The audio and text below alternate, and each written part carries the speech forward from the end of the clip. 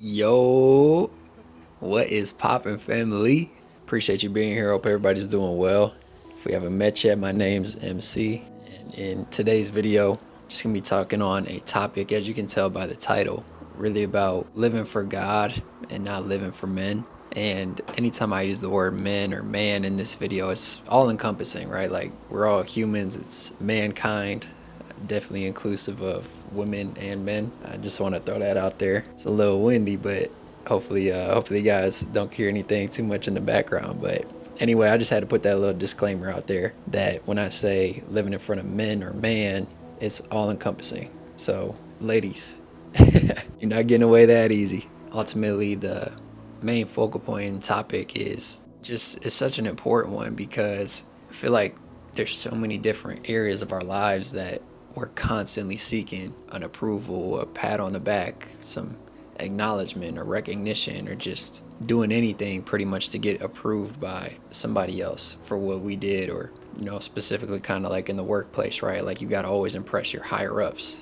keep grinding to get somebody to look down and acknowledge you, and try and put you on game, right? Kind of lead you to a better career, to a better path. And you're just always playing this game of like approval. Let me do something that just makes my manager happy or my coworkers happy. That's in the workplace. This same theme could go into family, it definitely goes into social media. It's so easy to get in that loop of just posting things to get as many likes as possible, right? Get as many people to show you love and approve what you're doing, kind of put you up, get the acknowledgement and admiration of, friends and followers. And it's a very slippery slope, right? It's exhausting for me personally. Like, anytime I get caught in those ruts, because it definitely happens, just constantly trying to just be up to the standard that sometimes we just set in our mind, like, oh, I think if I do X, Y, and Z, it's going to gain the approval of these people, and I really want to get their attention because they got money, they're in a better house than I am, they got the nice car that I want, they, you name it, they got the family that I want to have. Like, we always trying to just put ourselves in a position of getting as much approval from men and women that we think is just going to fill us and essentially complete us, right? It's that feeling of like, oh yeah, once I get to that level, or once I get that person in my network, once I get to this level of income or this house, like, you name it, right? The list goes on. Then it's like, all right, I'm going to finally fill that void that I've been grinding after, I've been searching for,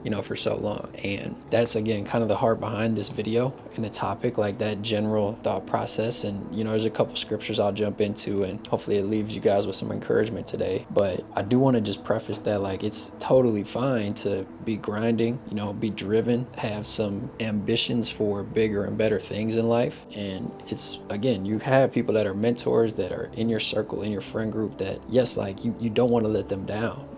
That's completely different than this area of just like constantly seeking approval, admiration, recognition, getting people to look at you like, oh, since he's got a business doing this much, or he's got that kind of house, that type of car, or, again, right, go down that list. Like, if we just searching to fill that void and get admiration and recognition from people, could be in any facet of life, right? I just encourage you guys to kind of think on that, really reflect on, like, okay, why do I do what I do? How come I act a little bit different when that person walks in the room? Or, when I see somebody pull up and they got a Lamborghini, how come I get all nervous? Like, whatever the scenario is, it's just so easy for us as humans to, again, kind of get tuned in to the culture and what the world tells us and what the world sets as like high positions of ranking and power, and, oh yeah, you guys should want this and chase this and do this. It's just a reminder here today that, we do live in front of God and not man. Like, he created all of us in his image, right? So we're all created equally. Again, some people in different socioeconomic levels, some people have different families, different cultures, different religions. Like God created us all. So with that said, it's like, I hope that comes as like a little bit of a humility check. We're all human at the end of the day, all equal, and we're all servants of God. Like, God is our Father. You with me? Awesome. So yeah, just with that kind of perspective in mind, you can already see where we're going, right? Like, it's like, okay, well, if we are all equal, we all are human at the end of the day. Why am I seeking so much approval from somebody else? Why am I going above and beyond to post a certain way to make it look like to my followers that I'm living a certain life? Like, right, try and maybe think some of these things. And again, I just hope that the thoughts are starting to flow a little bit. But again, a couple scriptures as promised. The first one is going to be in Colossians chapter 3, verse 22 and 23. This bird's going crazy, y'all. I hope it's not too annoying. But verse 22 states, servants, obey in all things your masters according to the flesh, not with eye service or men pleasures, but in singleness of heart, fearing God. And whatsoever ye do, do it heartily, as to the Lord, not unto men. It's the saying, like, whatever you do, like, do it for God, do it for the Lord. Don't do it for people. Like, yes, serve others well, right? We all are brothers and sisters. We all are part of a community together. Like, we're all trying to figure this thing out and just live the best lives we can. At least I hope so, right? Enemy's definitely got his own agendas up his sleeve, but ultimately, this passage is very clear. It's like, do everything heartily, like with your whole heart, as unto God. Like, serve God in whatever you're doing.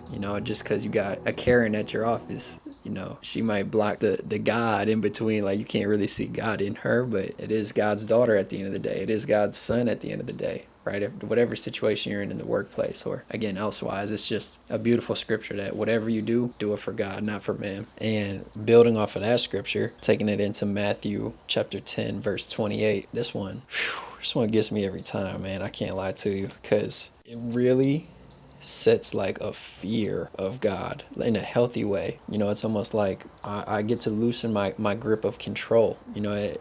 I'm that type of person where it's like I like to have control over a lot of things. And be real, man, let me know if you're with me on that, because it's so much going on each and every day. I want to be able to know, like, all right, this is how we're going to get here. This is what we're going to do when this happens. This is the this is the next step after X, Y, and Z come together. And then when this person says this, I'm going to say this. Like to have control over as much as possible and just have everything mapped out. And of course, it's like, it's important to do so. It's important to live life with a plan, with a purpose, have goals and attain them and achieve them. But again, reading scriptures like this one that we're about to read, it like just makes me take a step back sometimes. Like, I'm not in control of this. Like, I can't choose to wake up tomorrow. I can't choose to have breath in my lungs. I didn't choose to have the ability of all my limbs and my senses. Like, God did that. He handcrafted me and made me this way. And that same thing is true on the back end. We all have a death date. That's guaranteed. Each and every one of us is going to have a day that we no longer breathing, right? We're going to take our last breath. And so, not to get all like down on you guys, like, I know that's kind of a mood shifter, but but it's important to come into a verse like this with that type of soberness and that type of real thought on, like, wow, everybody's got a day and we don't know when that is. And so with that said, when we're in Matthew chapter 10 verse 28, this is Jesus's words saying, "And fear not them which kill the body, but are not able to kill the soul, but rather fear him which is able to destroy both soul and body in hell." Sheesh, man. This is Jesus telling us, like, we shouldn't even fear death if we're his followers, right? If we know that heaven is our eternal destination, we shouldn't fear what somebody could do to our body. You shouldn't fear when you get a bad doctor's report. Or you shouldn't fear when somebody's threatening you or attacking you. Like, yes, defend yourself, fight for life, but ultimately our real fear should be in God, who has the final say on what happens after this body like fades away. He confirms, like, we do have souls and spirits, and like that's what is going to live on. We are spiritual beings. We all have souls. Like, our body's going to give out on us, but our souls live forever. And God is the ultimate one who has the destination lined up for us as far as which one we're going to. Like, are we going to make it to heaven? And if you're not going to heaven, there's only one other option for you.